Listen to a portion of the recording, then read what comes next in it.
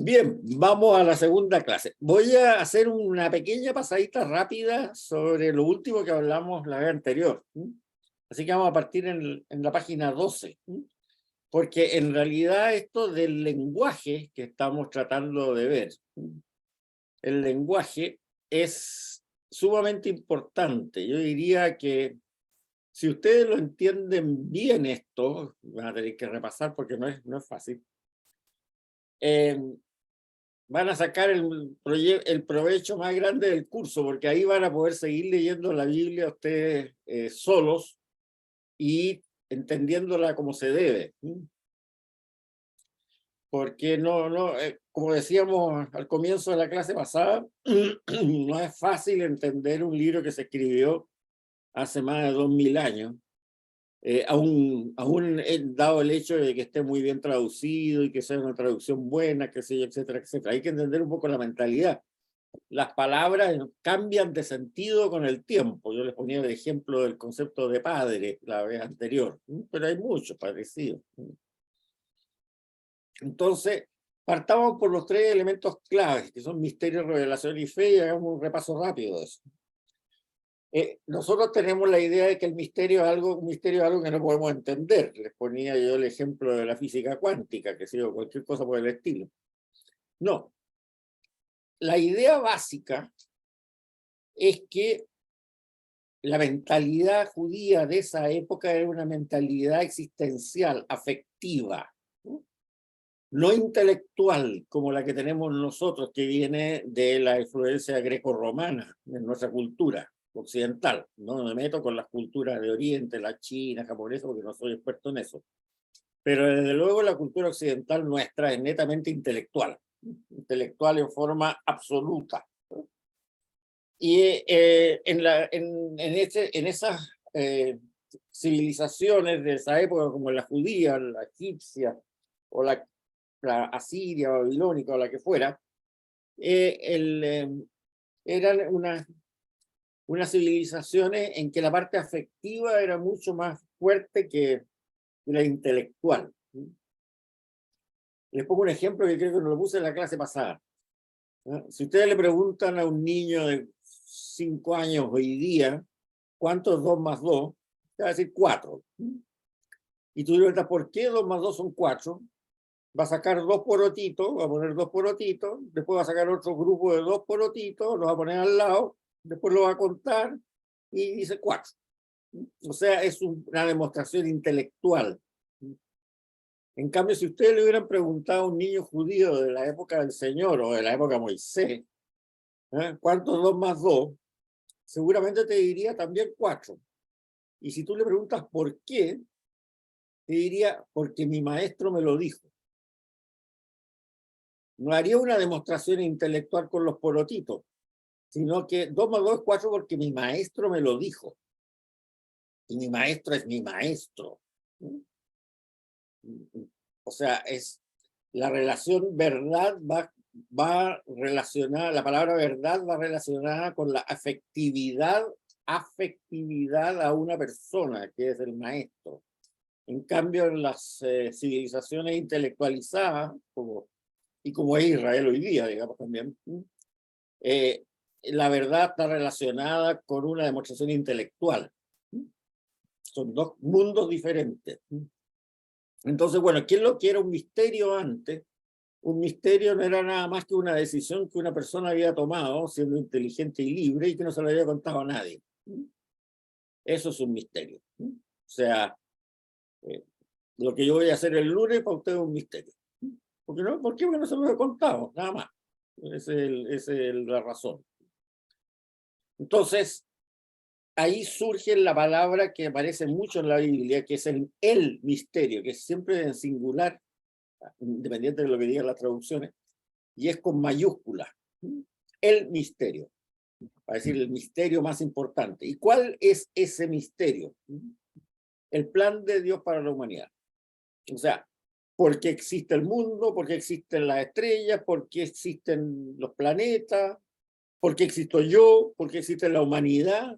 ¿Qué es lo que tenemos que hacer nosotros? ¿Por qué estamos acá? ¿Qué se espera de la humanidad en general? ¿Qué se espera de nosotros? ¿Qué sé yo? Etcétera. Ese es el misterio. el plan de Dios para la humanidad. Ahora, el concepto paralelo que se deriva ahí es el concepto de revelación. Revelación, tal como lo indica el nombre, es aclarar el misterio. O sea, yo si les digo de que el lunes voy a ir donde mi hija porque mi nieto menor cumple 10 años, les aclaré el misterio. El misterio de qué es lo que yo iba a hacer el lunes. No tiene nada de relación con esoterismo ni con cosas que no se entienda, sino que sencillamente decir, por eso usa la palabra revelar, los misterios se revelan. Vale decir, se indica que eso que está oculto, que no se conocía porque era la decisión de una persona, se cuenta. Entonces también en el caso de el misterio, como hacemos con mayúscula y singular, también existe la revelación, ¿no? Con mayúscula y en singular, que es una. Como el misterio es uno, ¿no? Los lo ponen en plural. ¿Y qué es lo que significa eso? Bueno, que Dios explica ese plan que tiene del universo y para la humanidad y para todo esto, el porqué de todas estas cosas. Él las explica al ser humano. ¿Y cómo las explica? Las explica en la historia. En la historia. O sea, ya vamos a ver cómo la explica en la historia, pero la explica en la historia. No es como el caso del Islam, que, según dice la tradición maometana, islamista, el Corán fue dictado a Mahoma en una sola noche. Toma, plum, anota, bla, bla, bla, bla, bla, bla, bla, bla, bla. No. La revelación judeocristiana del misterio, la revelación con mayúscula singular del misterio, la hace Dios en la historia, como dice la canción, pasito a pasito. No es en bloque, así. En la historia. Ahora, ¿qué significa eso que la haga en la historia? Significa que durante un periodo de tiempo, que más o menos se estima en unos 800 años, quizás más, pero 800, 900 años, entre el relato que aparece en el Antiguo Testamento de Abraham, la historia de Abraham, que es la parte más antigua del Antiguo Testamento que se ha escrito, y el relato que se hace en el Nuevo Testamento sobre Jesucristo. En ese periodo histórico, Dios va revelando su plan. En un periodo más o menos de unos 900 años, o sea, 800 años antes de Cristo hasta 100 años después de Cristo, más o menos. Y la hacen la historia. Por eso que se llama eso la historia de la salvación. Es un nombre teológico que se da, pero que más o menos lo refleja bien. Es ese relato de Dios que aparece como primera, más antiguo, desde Abraham hasta final que se recoge la tradición de Jesucristo. Estos 900 años se habla de una historia de la salvación. Pero además, cosa que se percibe muy bien cuando ponemos todos los libros de la Biblia en orden cronológico, que desgraciadamente no están en ninguna Biblia ordenada así, es una catástrofe, pero bueno, ese es otro problema. Pero si lo pusiéramos todos en orden cronológico, se nota claramente lo que se llama una pedagogía divina. O sea, no es el bloque del Corán, no es vamos a estos bloques así, no. Hay una pedagogía, o sea, la revelación del misterio de Dios la va haciendo Dios de acuerdo a la mentalidad que tiene el pueblo al cual va revelando su misterio paso a paso. No puede en 800 años antes de Cristo darle las mismas normas que se las da después de 500 años después de Abraham, porque el pueblo no sería capaz de seguirla por su grado de civilización y su grado de cultura. O sea, hay una pedagogía divina que nos hace decir, y esto es una expresión mía, pero que les puede quedar más claro, que en el fondo la Biblia es una película, no es una foto como el Corán. Es una película que tiene un comienzo y un fin. Y que si estuviera ordenada cronológicamente, se entendería perfectamente esa pedagogía. Por eso que hablamos también de que en la Biblia existe un hilo conductor. Cuando se pone todos los textos en orden cronológico, se detecta fácilmente. O sea, cada libro se basa en el anterior y apunta al siguiente. Hay claro un hilo conductor. Incluso en el cambio entre los testamentos. Si nosotros vemos los últimos libros del Antiguo Testamento, qué sé yo, el libro de los Proverbios apunta al libro de Ben Sirac, que se escribió inmediatamente después. El libro de Ben Sirac apunta al libro de la sabiduría, que se escribió después, y que es el último libro del Antiguo Testamento. Y el libro de la sabiduría apunta a la primera carta a los tesalonicenses de San Pablo, que es el primer libro que se escribió del Nuevo Testamento. Y así sucesivamente.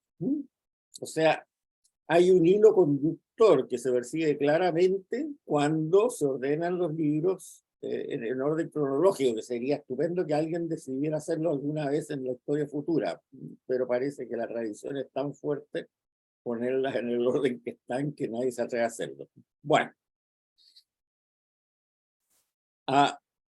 Por eso, piensen siempre en la película, que la Biblia relata como una película de cine, ¿no? No es una foto. No puedo mezclar un artículo de aquí con un versículo escrito 500 años anteriores y mezclarlo, eso no funciona. Ahora, ¿cómo hace la revelación del misterio de Dios? Dios lo hace mediante la palabra. O sea, Él habla. Y la palabra en la forma que la usan los seres humanos, y la usamos hasta ahora, que normalmente los expertos en lingüística te dicen que la palabra se usa para tres cosas: para informar, para expresarse o para llamar. Informar, contarnos algo. Por ejemplo, miren, estos en la época de Moisés te dicen, estos son los 10 mandamientos, así tienen que comportarse ustedes. Nos informa de eso. Expresarse significa contar algo íntimo de sí mismo. Y eso es muy interesante porque es raro en otras religiones occidentales eso. O sea, Dios, Yahvé, revela sus sentimientos. Sus sentimientos. Está triste y llora porque se le murió Lázaro. Está triste porque en el Antiguo Testamento Rubén lo traicionó. ¿Y cómo puede él castigar a Rubén? Rubén se refiere a la tribu de Rubén. ¿Cómo puede castigar a la tribu, a Rubén, si él lo crió, es un hijo de sus entrañas? Qué sé yo, etcétera. O sea, se expresa a sí mismo, sus sentimientos. Y también puede llamar a algo. Decir, oye, hagan esto, no hagan lo otro, cuídense, preocúpense, para que no tengan problemas, qué sé yo, etcétera. Entonces, como eso se hace en la historia y se va expresando en la historia con esta pedagogía que nosotros hablamos, pedagogía divina, adecuándolo a la mentalidad y a la cultura y a la civilización del pueblo en cada etapa, Dios es definido, se autodefine como el Dios de la historia. Y ese es el único caso que se conoce en Occidente. No sé en otra parte si podrá existir algo parecido.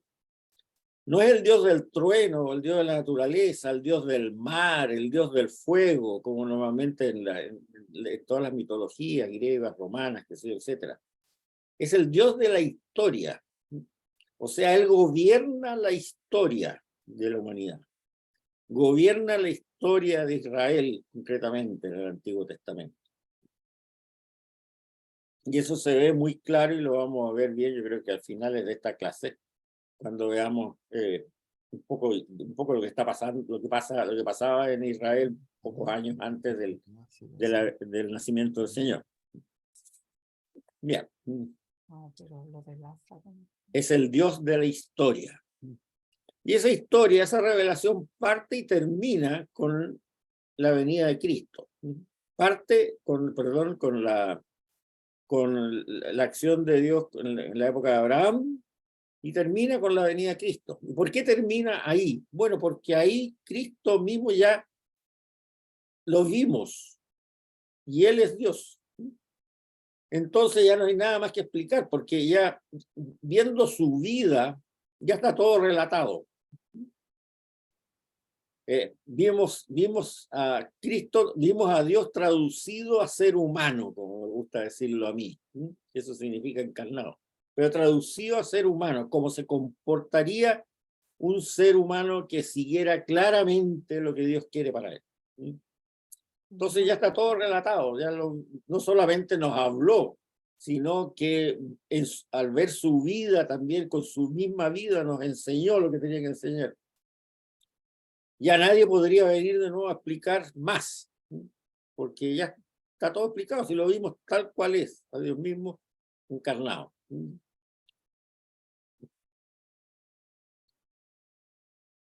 Ahora, esa revelación que se hace en la historia de la salvación, que la hace el Dios de la historia, como decimos nosotros, es la verdad de Dios, la verdad de Yahvé. Entonces, es algo que podemos aceptar o rechazar. Sí, ¿sabe qué más? Claro, eso es lo que Dios dice que yo tengo que hacer, pero no, voy a ir por otro lado, porque me sale muy complicado, qué sé yo, etcétera, etcétera. Bueno, tú la puedes rechazar, pero no la puedes negociar. No tiene sentido negociarla, porque es la distancia que hay entre Dios y su criatura es tan grande que es absurdo, digamos, negociar. No, o te gusta o no te gusta. Ahora, lo que sí que hace el ser humano, y eso tiene que hacerlo con mucho cuidado, digamos, y eso lo vamos a ver a lo largo del curso cómo se hace, es interpretar esa revelación para las circunstancias que se están viviendo en ese momento. Eso sí, y ahí el ser humano se puede equivocar, no cabe la menor duda, pero eso no significa negociar, o sea, matar es malo, lo dice, matar es malo. Entonces nadie no puede decir, oye, que estoy contento, maté a alguien. No, oye, eso no lo puedes decir tú y no lo puedes pensar. No puedes decir que estoy feliz, maté a alguien. ¿Y por qué? Es que maté en defensa propia, entonces estoy feliz, maté al asaltante. No podía estar feliz con eso. Matar es malo. Lo que pasa es que no te quedó más remedio que matarlo a poder seguir viviendo tú, eso es otro cuento. Pero evidentemente matar es malo. ¿Y por qué es malo? Bueno, porque ese asaltante, si hubiera habido otra posibilidad, que a lo mejor no la hubo y no tenía más remedio que matarlo, si hubiera habido otra posibilidad, todavía tenía opción de, ¿cómo se llama eso? De rehabilitarse. Y obviamente, si tú lo mataste en defensa propia, el asaltante no se puede rehabilitar. Entonces, matar es malo. Ahora, otra cosa es que no te quedó más remedio y por lo tanto tú no tienes culpa de haberlo matado. Ese es otro problema. Pero una cosa es el hecho y otra cosa es la culpabilidad y los atenuantes y todas estas cosas que la determinará un juez. En último término, lo determinará el mismo juez superior, digamos, ¿no? Yo. Entonces, en ese sentido es no negociable. No en el sentido que no haya casos y casos que haya que ver en un momento dado cómo se dieron. Pero, insisto, matar es malo. Tú no puedes salir a la calle gritando, diciendo, oye, que estoy feliz, maté a alguien. No, aunque sea en defensa propia, eso no se hace. Ahora, que tú no te haya quedado más remedio que matarlo y no seas culpable, por lo tanto, de la muerte de él, está bien. Pero evidentemente, al muerto ya no se va a poder rehabilitar.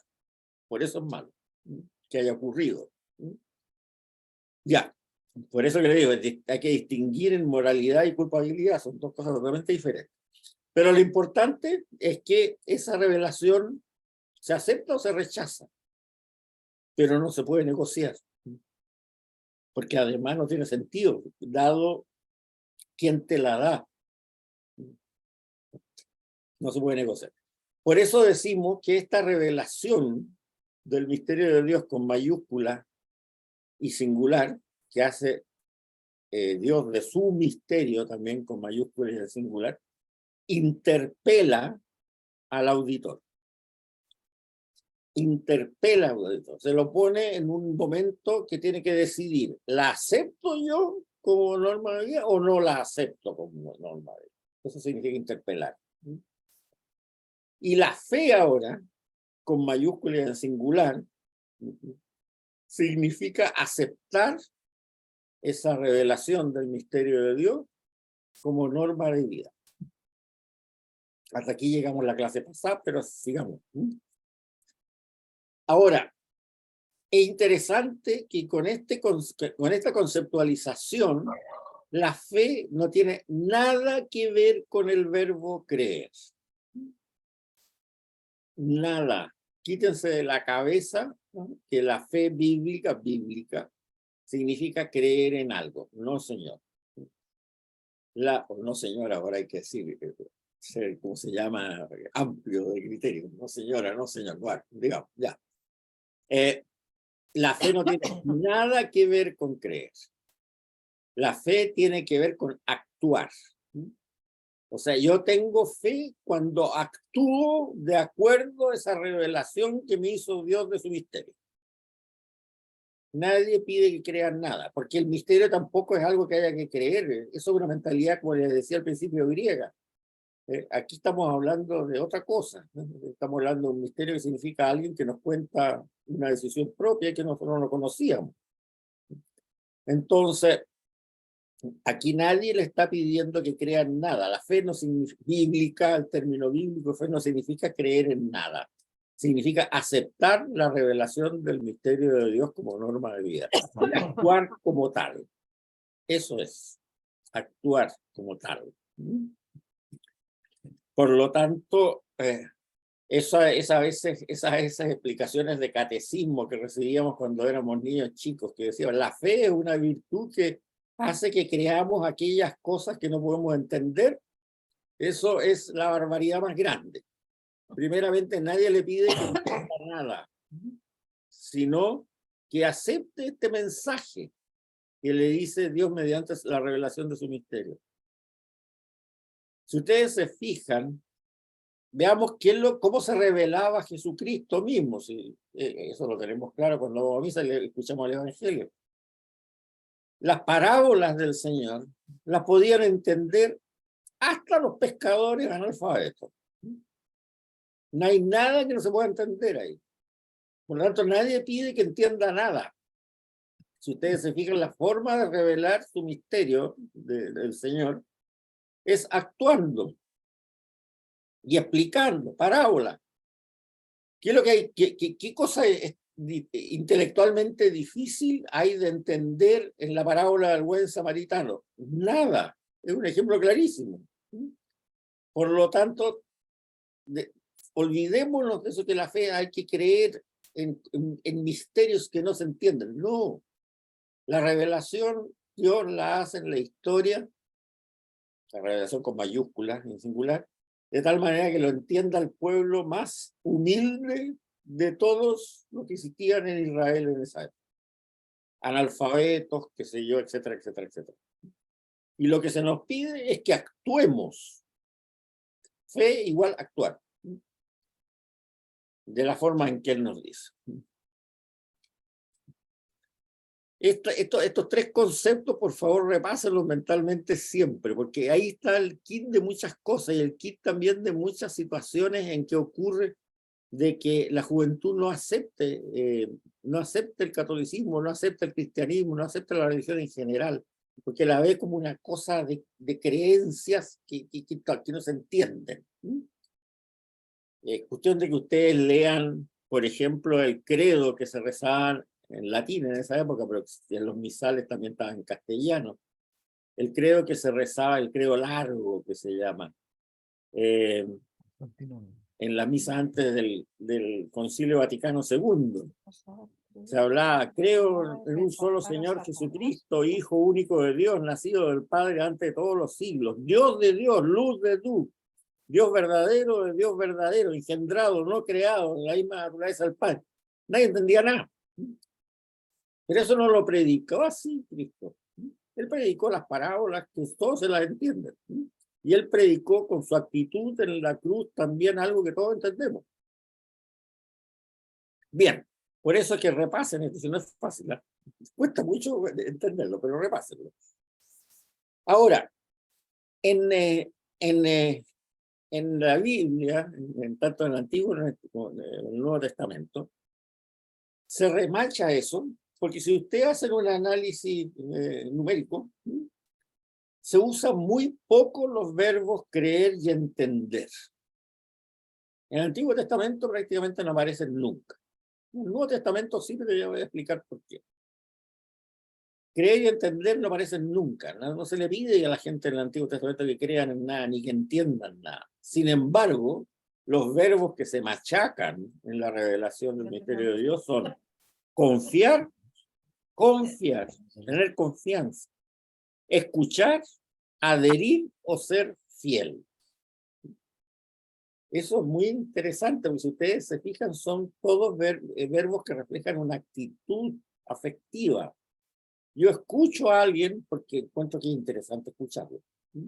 Yo confío en alguien porque efectivamente tengo confianza de que esa persona me va a decir cosas buenas para mí.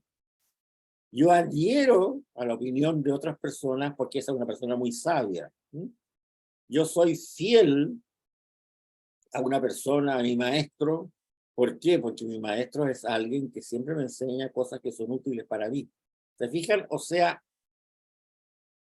los verbos que reflejan la actitud de mi relación con la divinidad son todos verbos que son afectivos, no son intelectuales, como lo hemos transformado nosotros después en los catecismos sucesivos, ¿no?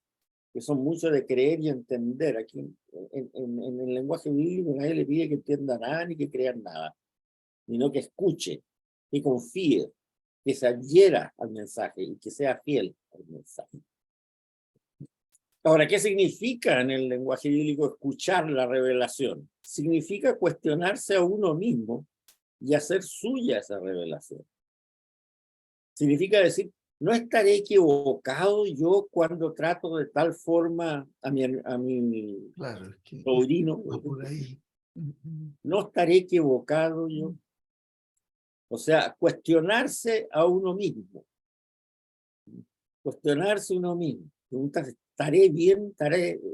¿Será correcto lo que estoy yo haciendo? Y hacer suya la revelación.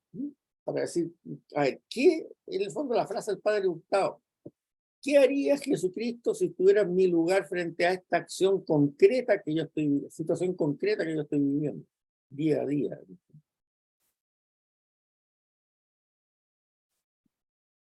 Ahora, ese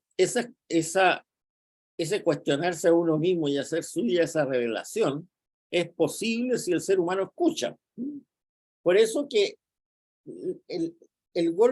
la idea maestra de todo esto la da el mismo Jesucristo cuando dice una frasecita que aparece en San Lucas, ¿no? Que había que marcarla y ponerla en un cuadro en la casa así de grande.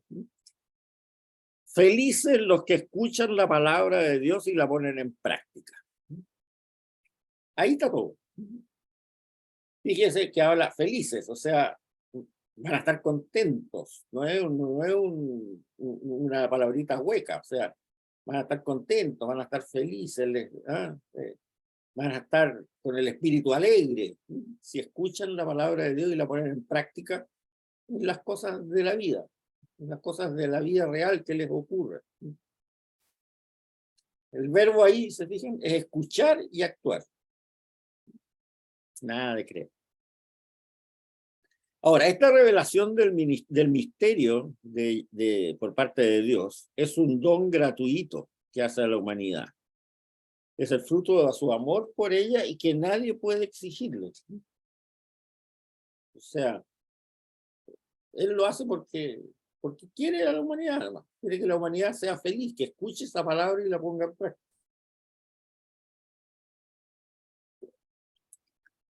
Por eso se habla del término de la gracia, pero la gracia en este sentido, bíblicamente.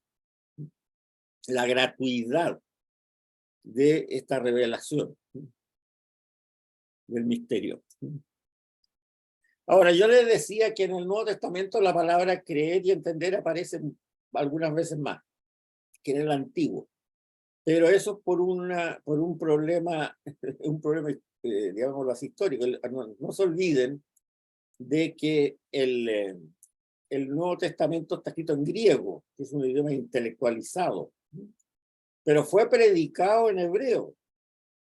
O sea, hay que entender, cuando aparece creer en el Nuevo Testamento, cuál es la palabra hebrea original que se puso ahí.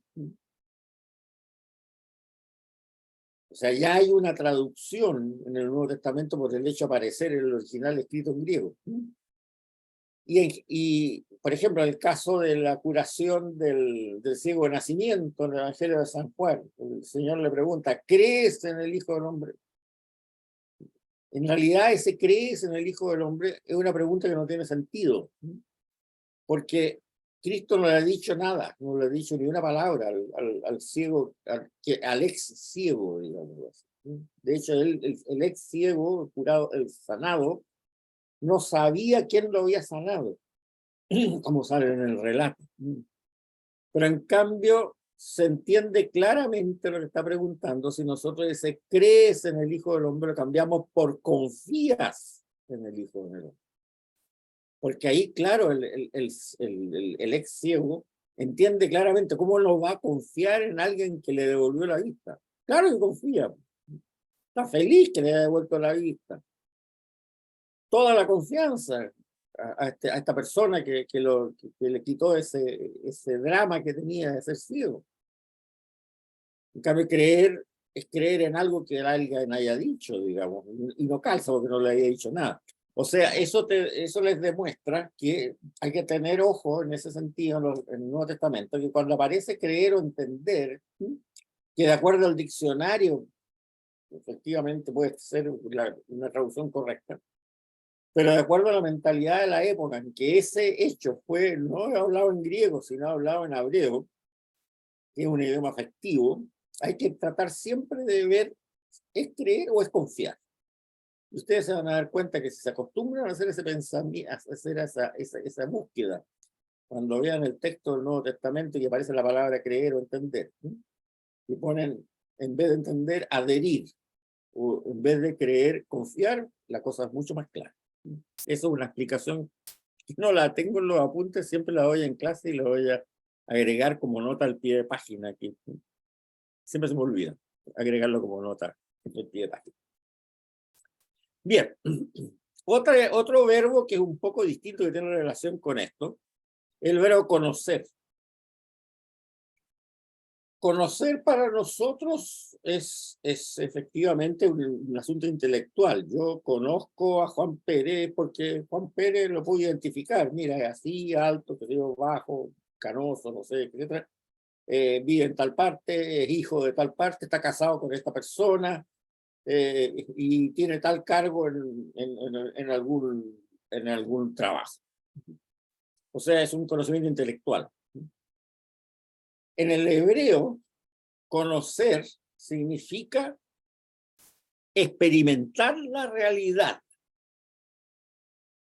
O sea, yo conozco a Juan Pérez cuando he experimentado su realidad. O sea, efectivamente he convivido con él un tiempo para saber cómo reacciona frente a ciertas cosas, cómo actúa, qué es lo que piensa de lo más íntimo, qué sé yo, etc. Ahí sí yo conozco.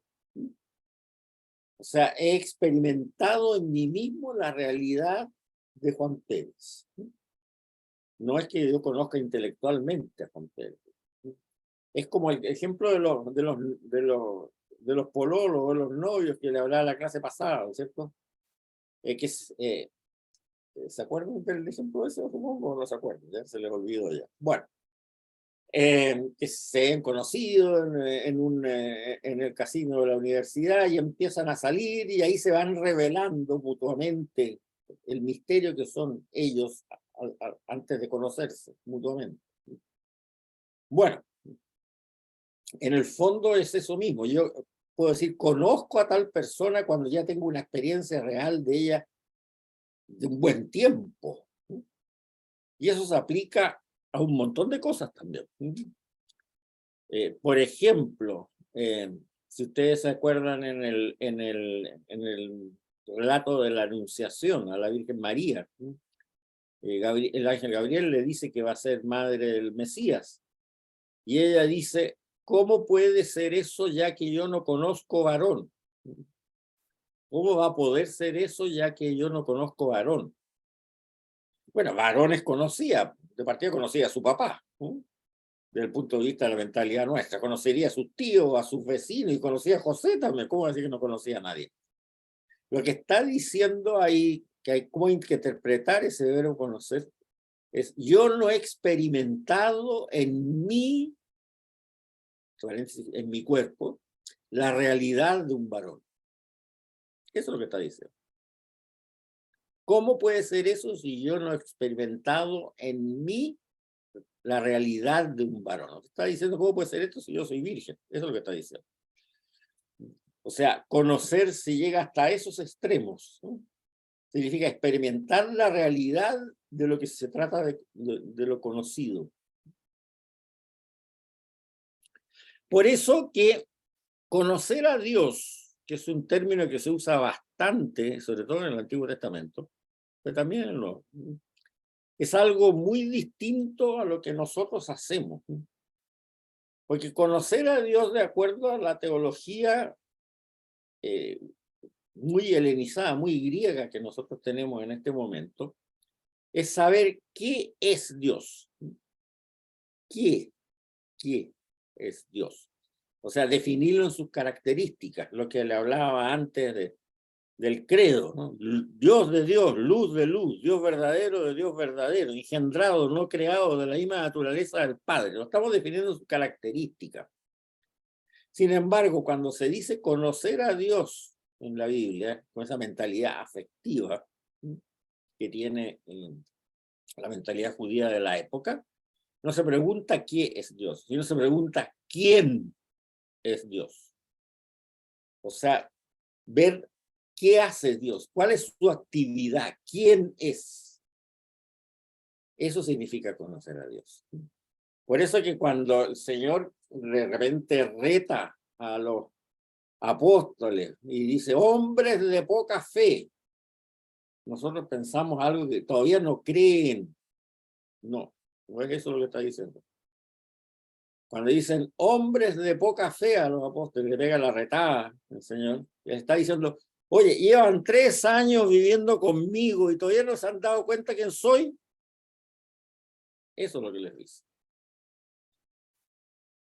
O sea, llevan 3 años experimentando vivir conmigo y todavía no se dan cuenta de quién soy y me piden que agarre, sea jefe de un ejército y eche a los romanos de Israel. Todavía no entienden. Eso significa hombres de poca fe, no es que no crean.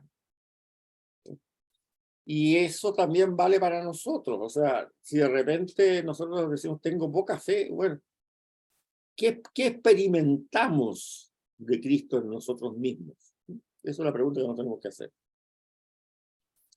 Y quizás la pregunta más importante para poder experimentar a Cristo sea, bueno, ¿cómo trato yo de saber quién es Cristo? ¿Cómo trato de conocerlo en su realidad humana? Entonces, muchas veces cuando alguien me pregunta, es que me encantaría, ¿por qué me encantaría tener fe? Me hacen ese comentario. Bueno, yo les hago una contrapregunta en ese caso. Les digo, oye, ¿cuántas veces ha leído usted el Evangelio de San Marcos? La respuesta invariable es nunca. Bueno, ¿cómo va a adherir un mensaje que no conoce? Ese es el problema. Si no se trata de creer en el sentido intelectual, se trata de adherir a una revelación que me interpela. Igual el caso de los pololos que hablábamos el año pasado, en la clase pasada. Si no se conocen entre ellos, si no han compartido sus ratos libres durante meses, es imposible que puedan tomar la decisión de vivir juntos, que es una decisión de la voluntad, tal como es una decisión de la voluntad tener fe. Se tiene fe porque se quiere tener fe, porque me convenció el mensaje. Yo quiero compartir la vida con esta persona porque en realidad la conozco y me fascina. Esa sería la palabra. Y la conozco bien. Bien, sigamos. A ver si no me he saltado nada. Déjenme volver un poco para atrás porque de repente me entusiasmo y paso demasiado rápido. ¿Me siguen o estoy medio complicado? ¿Quieres preguntar algo tú? No, ¿está bien? Ya, bueno. Sigamos entonces. El justo ahora. ¿Qué es el justo? El justo es el que transparenta su fe. O sea, el ejemplo siempre que ponía unos años atrás es Sor Teresa de Calcuta. Supongamos que llegaron unos marcianos para acá, digamos, y que tenían la posibilidad de ocultarse y observar todo, pero sin que se vieran a ellos mismos, qué sé yo, y te hacen la siguiente pregunta. Oiga, yo quiero saber, yo vengo de Marte y quiero saber qué es lo que es el cristianismo. Pero no me cuente cuentos, yo quiero ver realidad. Entonces, yo lo que le habría dicho a ese marcianito es decir, mire, vaya usted a una ciudad que se llama Calcuta, ubique por ahí a una mujer que es bajita, chiquitita, qué sé yo, que anda con un sari blanco con bordes azules, celeste, y sígala, nada más, sígala. Tiene nada más que hacer. Ahí va a saber lo que usted tiene. O sea, es el justo, no es la justicia, no tiene nada que ver con los abogados, Felipe, nada que ver con los abogados, no tiene nada que ver con los abogados. El justo es el que transparenta su fe sin que hable, y sin que sea consciente mucho él tampoco. O sea, no es un posero, como decimos nosotros en Chile, no, es una persona que actúa así, porque es tal su adhesión a la revelación del misterio de Dios que actúa solito así, no tiene ninguna necesidad de hacer otra cosa, y no hace otra cosa, y tampoco le sale natural, pudiéramos decir.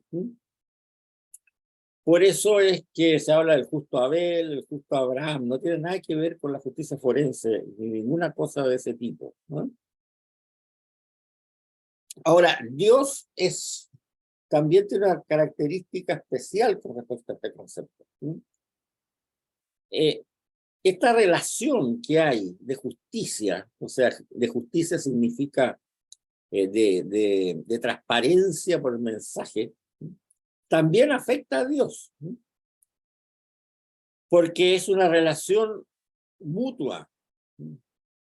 O sea, para el judío, si Dios creó el mundo, el judío de la época, si Dios creó al mundo, asumió la obligación de sostenerlo. No lo creó para echarlo a la basura después, digamos, sino que asume la obligación de sostenerlo. Y lo mismo cuando eligió a Israel como su pueblo. Si Dios eligió a Israel como su pueblo, asumió una obligación para él, para Dios, de cuidar a Israel y de serle fiel incluso cuando Israel le era infiel. Por eso que la justicia en ese sentido, para el pensamiento judío de esa época, no era algo punitivo, sino que salvadora. Y eso lo vamos a ver, yo espero, antes que termine esta clase, si es que alcanzamos, no sé. O sea, cuando Dios corrige a Israel, cuando Dios castiga a Israel, es porque Él asume siempre su papel de protector de Israel y lo castiga porque se sale de su camino para que vuelva al camino. O sea, es una justicia salvadora, no es una justicia punitiva. Por eso también así hay que entender esa bienaventuranza que cada vez la traducen peor en muchas partes. Bienaventurados los que son perseguidos por la justicia, porque ellos verán a Dios, no sé, algo así dice, ¿no es cierto? La octava, creo que. Entonces mucha gente dice, bienaventurados los que lo persiguen la policía, porque eso verán a Dios, nada que ver. La traducción correcta viene a ser, bienaventurados los que son perseguidos por razón de su justicia. O sea, bienaventurados los que son perseguidos porque ellos transparentan la voluntad de Dios, transparentan el actuar de Dios. Porque ellos, ahí viene el premio. ¿No? O sea, en el fondo dice bienaventurados los que asumen hasta el martirio. ¿No? Eso le está diciendo. Por transparentar la voluntad de Dios. Bien. Vamos al concepto siguiente. El tiempo y la eternidad. Dios le revela a Moisés su nombre. Y ese nombre es Yahvé. ¿Qué significa Yahvé? El que existe y actúa con poder. Bueno, y ahí también la teología medieval habló de que Dios es el motor inmóvil, Santo Tomás de Aquino lo dice, que eso, etc. Pero eso no es lo que se refería acá. No es lo que se refería allá, acá. El verbo existir o ser en el hebreo antiguo es un verbo que se expresa vagamente en cuanto al tiempo. Es ambiguo. O sea, Yahvé puede significar yo soy el que existe, o yo soy el que existió, o yo soy el que existirá. Puede ser pasado, presente o futuro. Ya les decía yo que en la clase pasada el hebreo es un idioma bien ambiguo, que solamente se escribían las consonantes, que se había que vocalizar, etcétera, etcétera. Aquí también pasa algo parecido. Es un verbo atemporal. Por lo tanto, la traducción mejor sería yo soy el existente e inmutable. O sea, para Dios no existe ni el pasado, ni el presente, ni el futuro. Es siempre. Y eso trae por consecuencia que la eternidad, cuando nos hablan de la eternidad, tanto en el Antiguo como en el Nuevo Testamento, están hablando algo muy distinto de lo que nosotros nos imaginamos. Para nosotros la eternidad es algo del tiempo infinito. O sea, después nosotros nos vamos a morir, tener la vida eterna, y bueno, llegaremos a nuestro cumpleaños 1428, después el año siguiente será el cumpleaños nuestro 1429, después el 1430, después, qué sé yo, de mucho tiempo más, el cumpleaños número 1.528.742, y ya sigamos sumando años. No, no.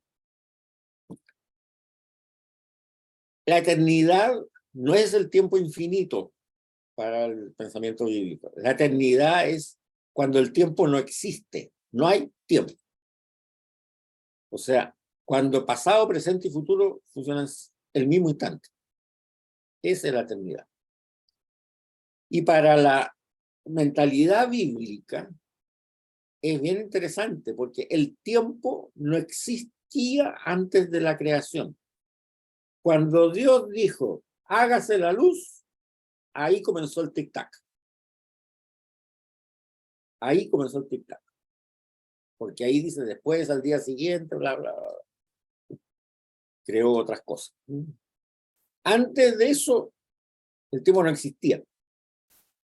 No existía el tiempo. Por eso que nunca se cuestiona el origen de Dios.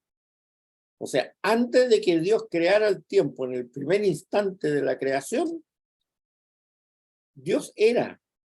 No, era. Todo era Dios. Dios era. Porque si hubiera habido tiempo para atrás, entonces, bueno, ¿qué pasaba antes No, para atrás no había tiempo. Dios era lo único que era, Dios, punto. No había más. Y no había tiempo. O sea, por eso que nunca se habla del origen de Dios, porque antes de la creación no puede haber un origen de Dios. Antes de la creación, donde Dios solamente existía Él, no había tiempo, por eso no lo había creado.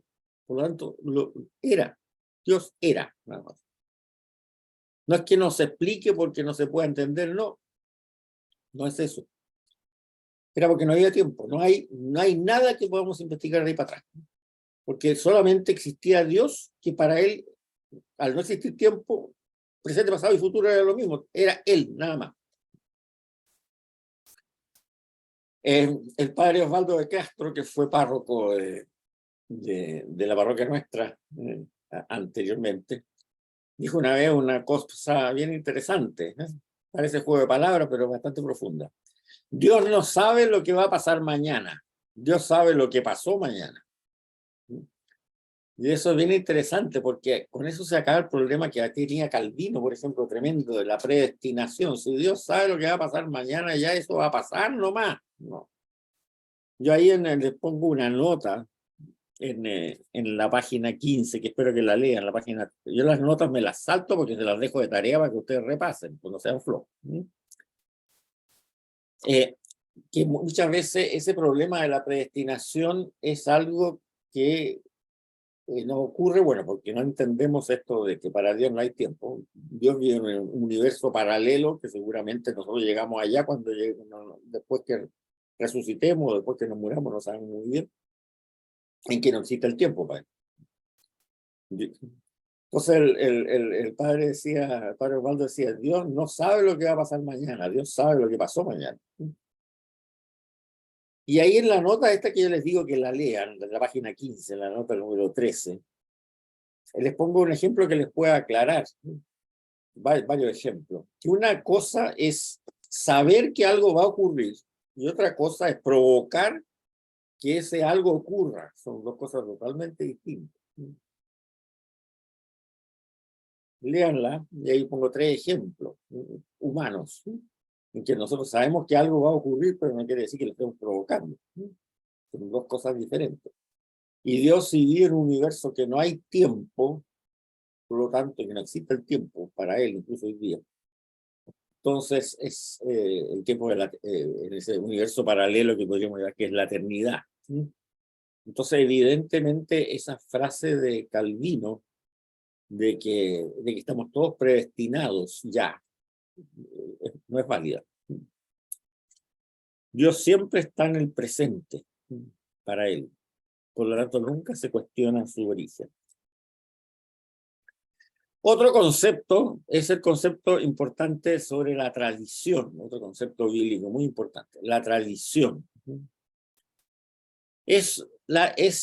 Para Israel la tradición es la transmisión de un depósito sagrado. O sea, en la Biblia, si la ordenamos cronológicamente, insisto que hay que pensarla siempre así, Israel transmite un depósito sagrado tradicional. Cuando está transmitiendo lo que Dios le ha revelado de su misterio en la Biblia, es evidente que está escribiendo lo que mismo Israel piensa que es un depósito sagrado. Déjenme ver una cosita aquí. Ya, un depósito sagrado.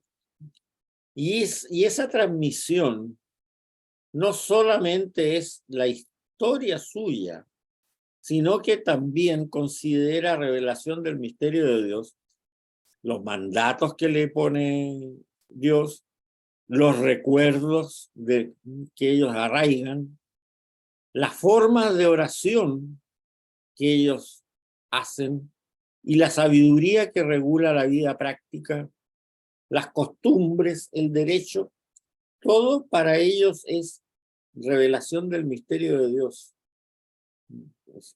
Los salmos, por ejemplo, con que ellos, que son colecciones de oraciones para todas las situaciones que pueda tener un ser humano en su vida, y que nosotros rezamos en las misas todos los días, y no solo en las misas, muchas oraciones que conviene usarlos para esos fines.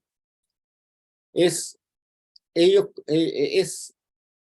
una transmisión de esa tradición sagrada, porque refleja el diálogo del individuo común y corriente con Dios frente a unas situaciones que le puede ocurrir en la vida, ya sea de dar gracia, o de que se enfermó, o de que tuvo un problema con sus vecinos, que sea, hay salmos para todas las necesidades.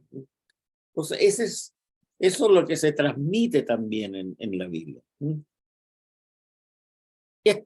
Esta transmisión de este depósito sagrado, esta tradición, es lo que le da a Israel su fisonomía particular. Mi profesor en la Facultad de Teología dijo una frase que siempre se me quedó grabada en el curso que nos dio de Sagrada Escritura. La Biblia no es un libro de la historia de un pueblo, sino que la Biblia es el libro de un pueblo que tiene historia. Son dos cosas distintas. Está reflejado el pueblo. Por eso de que, si bien no es una definición legal dentro del Estado de Israel hoy día, pero uno puede entender de esta manera la definición de quién es judío. Porque se ha dicho, judío es el descendiente de Abraham. Judío es el que practica la religión judía. Hay un montón de definiciones que circulan por ahí, modernas.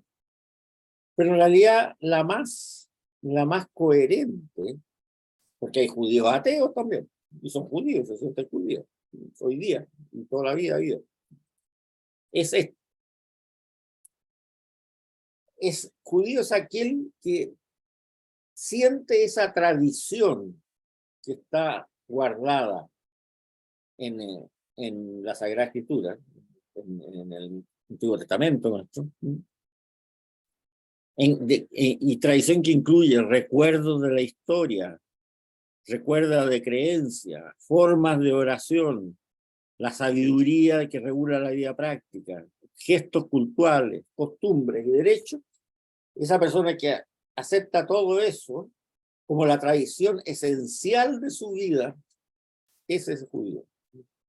Puede ser ateo, puede ser que no crea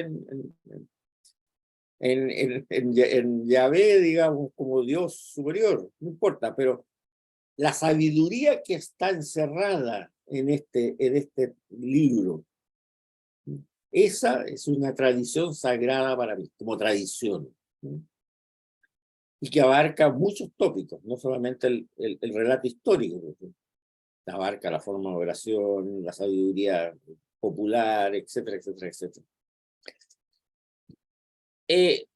Puede haber otros pueblos que tengan una situación similar, que tengan un libro que sea para ellos el libro que los define, digámoslo así, ¿no? En Occidente, no sé. Pero el caso del judaísmo es claro, porque incluso los judíos ateos, ¿no? en sus escuelas aprenden la Biblia. ¿No? Aprenden la Biblia, ¿por qué? Porque es mi vida, es mi tradición. ¿No? Esa tradición sumamente enraizada, ¿no? que lo consideran un depósito sagrado, aunque no crean en Dios. ¿No? Por eso que ese judío ha sobrevivido los 20 siglos de exilio. ¿No? Se puede haber asimilado a otros países y sentirse, no sé, japonés, o sentirse francés, o sentirse británico y todo. Pero su esencia de pertenencia está en la aceptación de esta tradición como depósito sagrado. Ahora, no es solamente sagrado por ser un legado de las generaciones pasadas, no, es por ser de origen divino. La base de esas creencias y por la cual se ha manifestado tan fuerte es porque independientemente, como le digo, de su grado de religiosidad, el judío piensa que hay una revelación dada a Israel por enviados de Dios ahí. Esa es la tradición. Es el Dios de la historia, como decíamos nosotros, Yahvé. Y esto significa que también está orientado hacia el futuro. O sea, al relatar esta historia, está orientada hacia el futuro, en el sentido de, aunque la historia de la revelación termine aquí, es tarea tuya como ser humano ver cómo la aplicas en las situaciones concretas en que te topas. Eso es lo que se llama la tradición viva del pueblo de Dios. Por una parte, es estable, sus elementos fundamentales quedan fijados en materia de creencia, de derecho, de culto, como el monoteísmo, la alianza, costumbre venida de los patriarcas, ley mosaica, etc. Pero también esa revelación se desarrolla a medida de nuevos enviados divinos, profetas, que completan la obra de sus predecesores en función de las necesidades concretas de su tiempo. O sea, se refleja ahí el hilo conductor que nosotros hablamos. No hay un quiebre, no se dice de aquí para atrás esto no vale. Incluso Jesús también lo dice claramente, no he venido a derogar la ley de Moisés. Todo se va a cumplir, hasta el punto y coma más chico se va a cumplir. Lo que pasa es que lo refleja a la nueva realidad, pero no lo destruye hacia atrás. Nadie estudia para nada. Por eso aquí surge un principio muy importante para entender y poder interpretar la Biblia. Y eso, desgraciadamente, no todos lo piensan así en el cristianismo. La Iglesia la Católica lo tiene desde los tiempos más inmemorables como principio fundamental de la interpretación bíblica. También la tiene la Iglesia griega ortodoxa, con todas sus variedades, rusa, qué sé yo, etc. Y también lo tiene ya un poco menos, pero lo tiene el luteranismo clásico. Pero es un enfoque que no tienen, por ejemplo, los evangélicos, los anglicanos tampoco, qué sé yo, etc. Lo primero que hay que hacer para interpretar correctamente un pasaje bíblico es entender bien claro qué es lo que el escritor, cuando lo escribió, quiso decir. Independiente de que hayan sido 2000 años antes, o 2500 años antes, o 2800 años antes, da lo mismo. ¿Cuál fue lo que quiso decir el escritor cuando lo escribió? Eso hay que tenerlo bien claro. Y esa parte muchas veces no se entiende, no está muy clara para el lector común porque lo desconoce. Por eso es que es bueno, ¿no? Es bueno seguir este curso, digamos. Yo digo, me hago autopropaganda, pero en el fondo nosotros lo que queremos hacer es precisamente entender qué es lo que quiso decir. Y cuando ya eso se tiene claro, entonces se ve cómo se aplica a la situación actual. Eso es muy importante. En ese orden tiene que ser, no al revés, porque hay muchas personas, especialmente es un problema en los evangélicos, esto desgraciadamente. Tienen muchas virtudes los evangélicos, yo no digo nada contra eso, pero normalmente tienen una idea de lo que hay que hacer hoy día y buscan qué versículos, como quien hace un search en un texto, qué versículos puede decir para poder decir que lo que está diciendo él es correcto. No es así el camino.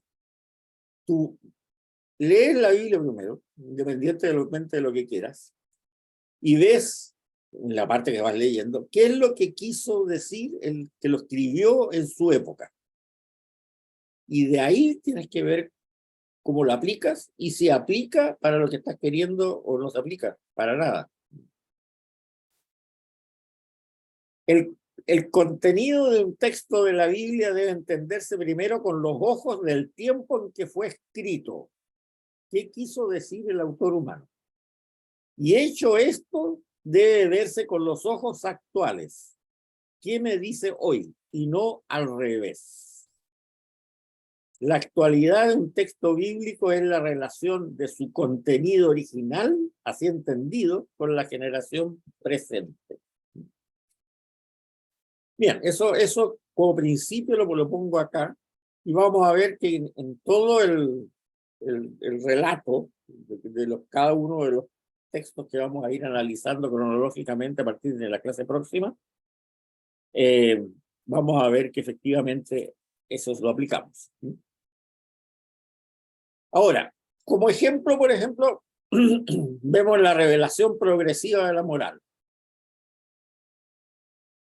Yo hablaba de la pedagogía divina, ¿no es cierto?, de esta historia de la salvación. Veamos, el relato moral, la norma moral más antigua que se tiene en la Biblia, que son 2800 años antes de Cristo, es lo que le dice Yahvé a Abraham. Y eso es la ley del talión, que se entiende pésimo. Vamos a ver por qué. Ojo por ojo, diente por diente. Se entiende mal porque la explicación que se da a la ley del talión es la que dio Maquiavelo por allá por el año 1600, después de Cristo, que es la venganza. No, al revés, es para evitar la venganza. Porque lo que dice la ley del talión, lo que nosotros tenemos que interpretar, qué es lo que quiso decir cuando dice ojo por diente, y meterla en el contexto en que se dijo, es que el castigo por un delito no puede ser superior al daño causado con ese delito. Repito, el castigo de un delito no puede ser superior al daño causado por ese delito. O sea, es para evitar la venganza. ¿Qué pasaba en la época de Abraham? Venía un tipo de una tribu distinta y te robaba una vaca. Ya. Tú ibas al día siguiente a la tribu y le robabas todas las vacas y además te violabas a todas las mujeres y le encendías el granero para que el tipo no aprenda a robarme una vaca. No, Abraham, eso no se hace. Si a ti de la tribu vecina te roban una vaca, lo máximo que tú puedes ir para allá y robarle una vaca a ellos para que todos queden con lo que tenían antes de los robos. O sea, es un freno para la venganza, la ley del talión. No es como nosotros pensamos que es un estímulo para la venganza. Lo que dice, lo que dice, se entiende al estudiar bien el contexto en que sale ese texto, es el castigo por un delito no puede ser superior al daño causado por el delito. Bien, pasan 500 años, llega Moisés. ¿Qué pasaba en la época de Abraham primero? Eran nómadas, no existía propiedad privada porque era una tribu que iba buscando pastos, por donde había pastos para alimentar el ganado. No sabían tampoco trabajar la tierra, no, eran ganaderos que iban buscando pasto por un lado. Era lo que se llama una sociedad extractora, no productora. Como había territorio infinito para la poca población que había, iban recorriendo donde encontraban pastizales. Por lo tanto, era una familia, una tribu que era una pura familia. La propiedad no era de nadie, el ganado era de toda la familia y los pastos eran públicos. Pero resulta que pasan 500 años, en la época de Moisés, y ya Israel está establecido en ciudades. Ciudades significa propiedad privada. Esta es mi casa y la casa del lado es del dueño de la casa del lado, ¿no? Yo no tengo que ir a robarle a él, no tiene que ir a robarme a mí. Hay todos unos problemas de convivencia también, porque están todos juntos que no son ni parientes entre ellos, a lo mejor. En la época de Abraham y su tribu eran todos emparentados. Aquí no. Aquí no. Entonces ya la pura ley del talión ya no sirve, por muy bien interpretada que sea en la forma que yo les dije. Entonces, ¿qué le pasa? Dios le revela los 10 mandamientos. Ahí ya está mucho más clara la relación entre personas que son independientes una de otra.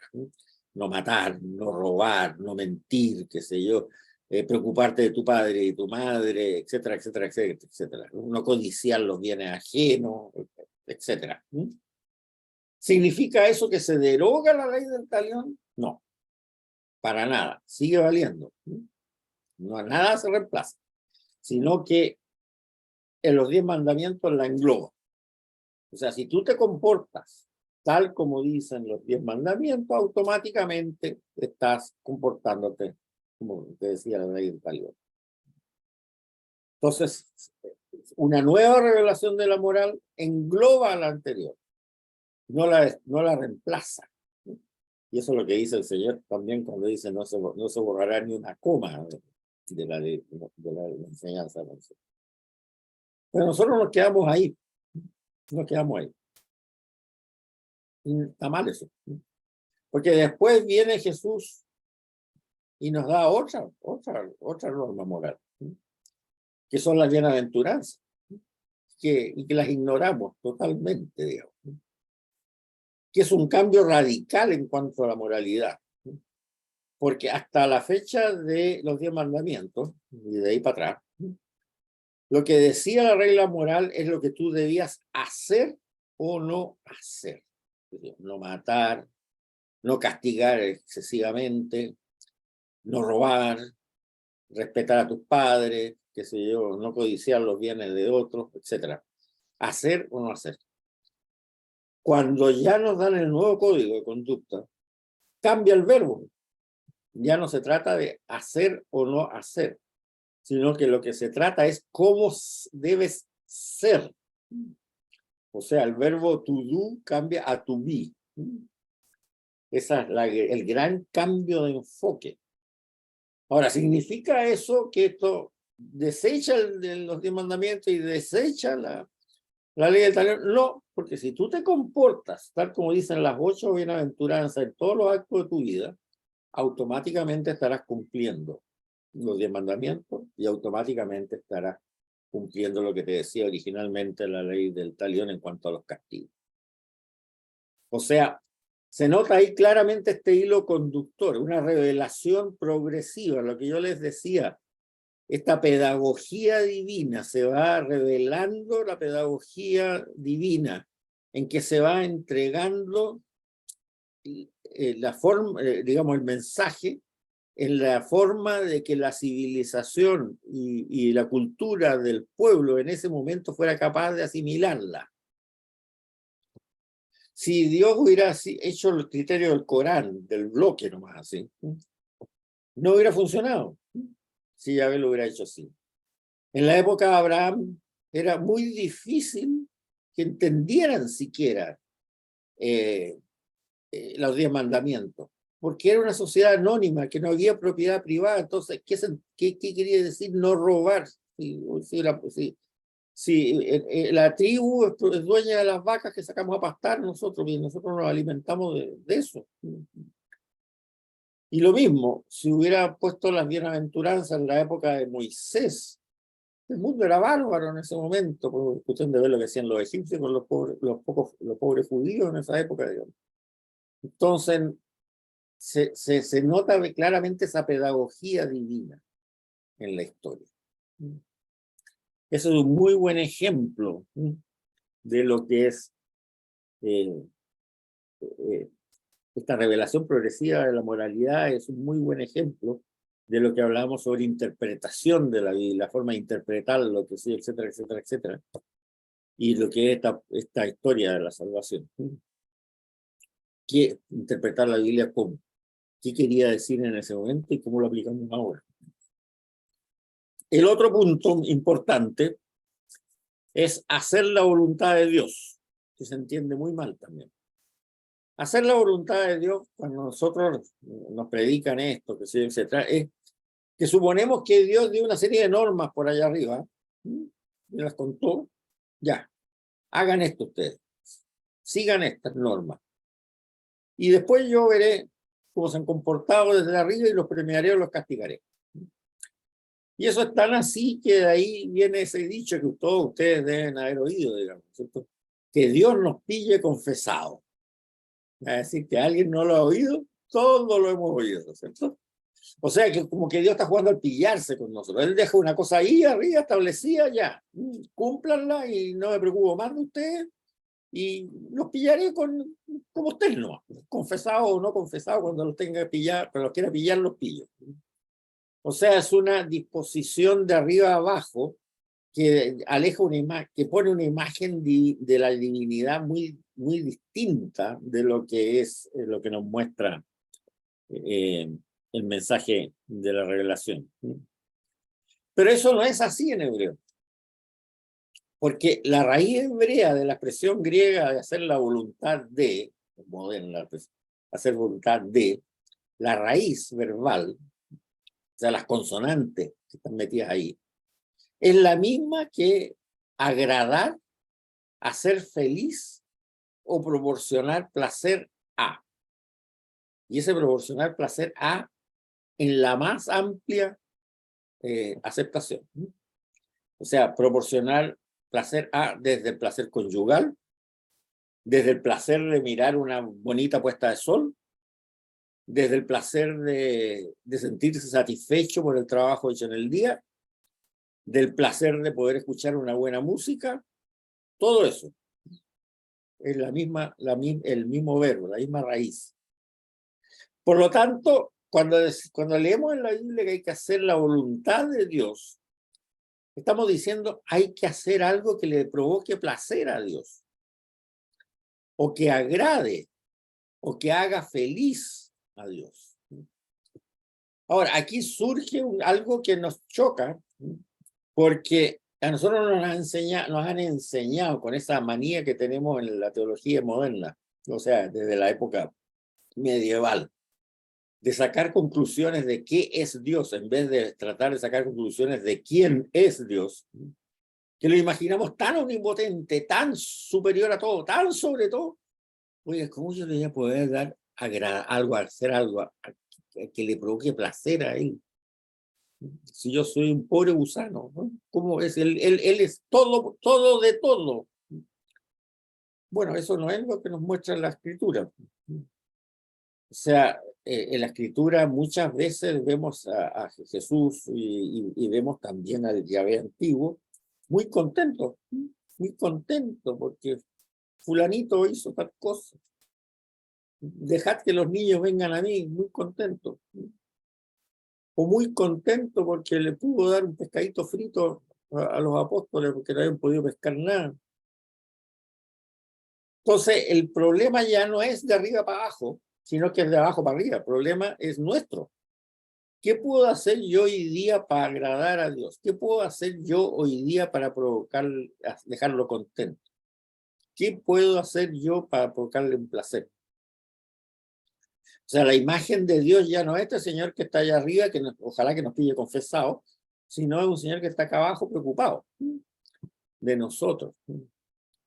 El ejemplo yo encuentro que es más claro de la actitud de Dios frente a lo que nos ocurre es como la mamá que está cocinando, planchando, lavando la ropa, en lo que sea, y tiene a su guagua de un año, 2 meses, qué sé yo, ahí al lado. Y entablan un diálogo, o sea, no, el niño no habla, pero hace su pillería y la mamá de repente está contenta, lo mira y está contenta por lo que se le ocurrió hacer, o no, o le dice cuidado porque te puedes hacer daño, qué sé yo, así. O sea, esa es como la relación de actividad diaria de Yahvé con el ser humano individual, como esa mamá que está haciendo una cosa, está a lo mejor lavando la ropa, planchando, lo que sea, pero está preocupada de ver qué es lo que está pasando al lado y se pone contenta con las cosas, las niñerías que hace el niño, de repente le dice, cuidado, mijito, no vayas a hacer tal cosa. Ahora, eso de hacer la voluntad de Dios se interpreta también con algo, hacer la voluntad de Dios, aunque esa voluntad sea desconocida. Y vamos con el ejemplo de la mamá de nuevo. Supongamos que esa mamá ahora ya llegó el papá, y que el papá al cuidado del niño, llegó el trabajo, entonces la mamá decide ir al supermercado. Agarra el auto, se va al supermercado. Y cuando está en el supermercado, ve que venden un monito de peluche. Y ve ese monito de peluche y dice, lo compro porque Juanito, ¿no?, va a estar muy contento cuando yo llegue con el monito de peluche. va para allá con el monito de peluche y le muestra el monito de peluche o el cascabel, lo que haya sido, a Juanito, y Juanito salta, feliz ahí con el... Ya. Desde el punto de vista del lenguaje hebreo, la mamá está haciendo la voluntad del niño. Pero desde el punto de vista de lo que entendemos nosotros, para nada. Porque de partida el niño no sabe lo que es un mono peluche. En segundo lugar, no sabe que la mamá ha ido al supermercado. Por lo tanto, no sabe que le puede traer un mono peluche de allá. No sabe nada de todo eso. O sea, al niño no se le había pasado por la mente pedir que quería un mono peluche. Pero sin embargo, como la mamá adivinó que le iba a gustar, que lo iba a agradar, que le iba a provocar placer, lo compró, lo trajo y efectivamente lo corrobora. El niño se puso muy contento. Entonces, un hebreo de esa época dice, hizo la voluntad del niño. A pesar que el niño no tenía idea de nada como para hacerle ese pedido, porque no sabía a dónde iba, no sabía que vendían monos de peluche en el supermercado, no sabía nada. Entonces, se fijan, el concepto es totalmente distinto a lo que nosotros imaginamos. Nosotros cuando decimos hacer la voluntad de, significa que nosotros sabemos lo que el otro quiere. No necesariamente. Hacer la voluntad de, en el hebreo antiguo, significa hacer algo que le va a gustar, que le va a agradar, aunque no sepamos lo que él quiere. Bien, veamos ahora otra palabra, el sabio y la sabiduría. Parece que vamos a alcanzar a terminar el capítulo. El sabio nosotros es el que conoce muchas cosas. Decimos que un sabio es un experto en mecánica cuántica, por ejemplo. Sabe mucho de mecánica cuántica. Eso no tiene nada que ver con lo que se hablaba del sabio antes, porque en la sabiduría se refiere no a algo intelectual. Acuérdense lo que hemos dicho siempre. No es, la cultura de esa época es afectiva, no es intelectual. El sabio es el que se maneja diariamente con habilidad, destreza, ingenio, que es prudente, que reflexiona, que tiene conocimiento práctico de los avatares de la vida, que distingue muy bien entre el bien y el mal. O sea, el que se maneja en la cosa práctica de la vida, sabiendo muy bien distinguir entre el bien y el mal, y que además es hábil para eso, o sea, seguramente feliz, porque con esa habilidad de manejarse bien entre los avatares de la vida, sabiendo distinguir entre el bien y el mal, logra dormir tranquilo. Mi suegro siempre decía, no hay nada que me haga más feliz que el dormir tranquilo todas las noches. Y él lo que quería decir eso, y tenía toda la razón, es no meterse en líos, no meterse en problemas, no meterse en cosas que parecen muy prometedoras, fáciles, pero que son medias chuecas. No, para él lo mejor era tener la conciencia tranquila y dormir bien todas las noches. Bueno, ese es el sabio. Ese es el sabio. Y el contrario al sabio es o el malvado o el necio. O sea, un experto en energía nuclear, en mecánica cuántica, puede ser un perfecto imbécil, lo que está diciendo aquí. Porque no se sabe comportar en la vida, va a estar siempre angustiado, va a estar siempre malhumorado, no va a saber para dónde ir en las cosas prácticas de la vida, que sea, etcétera, etcétera. O el malvado, que tiene el mal de adentro para hacer molestar a los otros. En esa época el malvado normalmente era el tirano que tenían arriba. Porque no existía, era muy raro el gobernante que se preocupaba por su pueblo, normalmente se preocupaba por su riqueza y su poder, ¿no?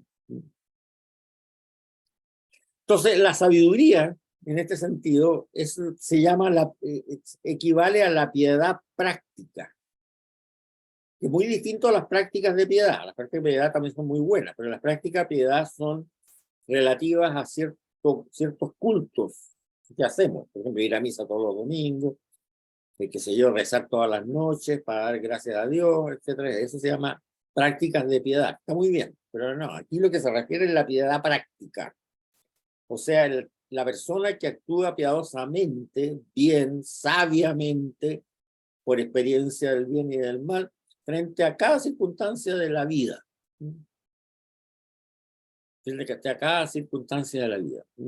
Normalmente es también una persona que tiene mucha experiencia. Por eso que también se relaciona mucho el sabio con los ancianos. Uno se acuerda cuando era niño de estas abuelitas que existían en los campos, que eran unas verdaderas enciclopedias de refranes. Más o menos por ahí va la cosa. Pero va algo más todavía.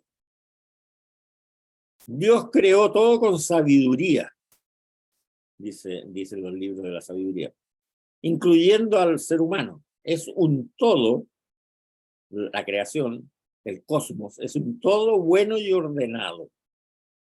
El camino de la sabiduría conduce al descubrimiento y aceptación de dicho orden cósmico y social. Quien se ajuste a dicho orden será feliz, y quien se resista está abocado a la autodestrucción. Habla mucho aquí de esta triple armonía que se ve en los libros de la sabiduría sapienciales. El sabio sabe vivir con una triple armonía, que es armonía en su relación con Dios, armonía en su relación con su prójimo y armonía en relación con la naturaleza.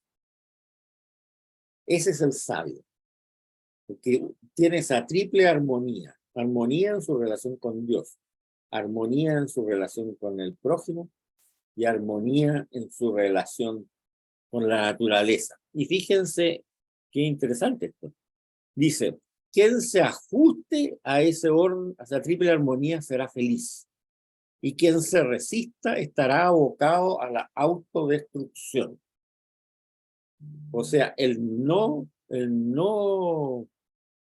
que se resista a tener esa triple armonía significa la autodestrucción. O sea, estamos hablando también de la relación con el planeta. De ahí la encíclica Laudato Si de Papa Francisco. Y los dos últimos conceptos que nos quedan: cabeza y cuerpo.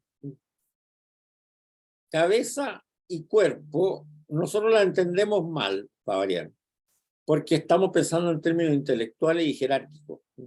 Nosotros decimos la cabeza del gobierno es el rey o el presidente, digamos, porque él es el que manda más. O la cabeza de una empresa es el gerente general, porque él es el que manda. O la cabeza del ejército es el general, porque él es el que manda más. No, no es así, porque en esa época no se conocía lo que hacía el cerebro. En el fondo, esta forma de entender de cabeza y cuerpo es por el cerebro, porque entendemos que está el cerebro en la cabeza. No se sabía eso. La cabeza era el lugar donde se alimenta el cuerpo. ¿Por qué? Porque tú comes por la cabeza y tú respiras por la cabeza. Entonces la cabeza alimenta al cuerpo. Si a ti te cortan un brazo, tú no te mueres necesariamente. Pero si te cortan la cabeza, te mueres. ¿Por qué? Porque dejas de alimentarte. No, dejas de respirar y dejas de comer. Entonces, cuando San Pablo dice que Cristo es la cabeza de la iglesia, no está diciendo que Cristo mande en la iglesia, porque de hecho la iglesia la mandan las autoridades eclesiásticas, que a veces pueden actuar bien y a veces pueden actuar mal.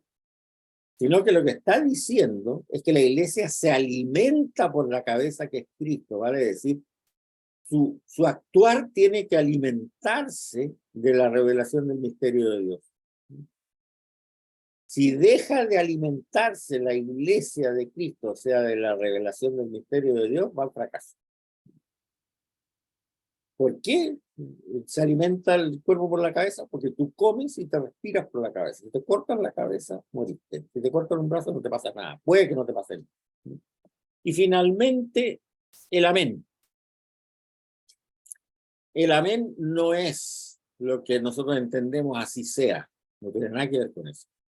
Es un imperativo propio En el fondo, el amén significa yo doy fe de lo que acabo de decir. Es como el notario que certifica, yo doy fe. Eso es el amén. En algunos manuscritos del Nuevo Testamento, en el Evangelio de San Lucas, hay una versión del Padre Nuestro que es ligeramente distinta, que dice, perdona nuestras ofensas, porque nosotros ya hemos perdonado a los que nos han ofendido. Amén. Significa, yo doy fe que me atrevo a ti, Señor, pedir que me perdones mi ofensa, porque yo doy fe que ya he perdonado a todos aquellos que me han ofendido. Eso significa el amén. Y hay una. Y Cristo mismo se autocalifica del amén en el libro del Apocalipsis. Dice, así dice el amén, el testigo fidedigno y veraz, el principio de la creación de Dios. Bien, aquí quedamos.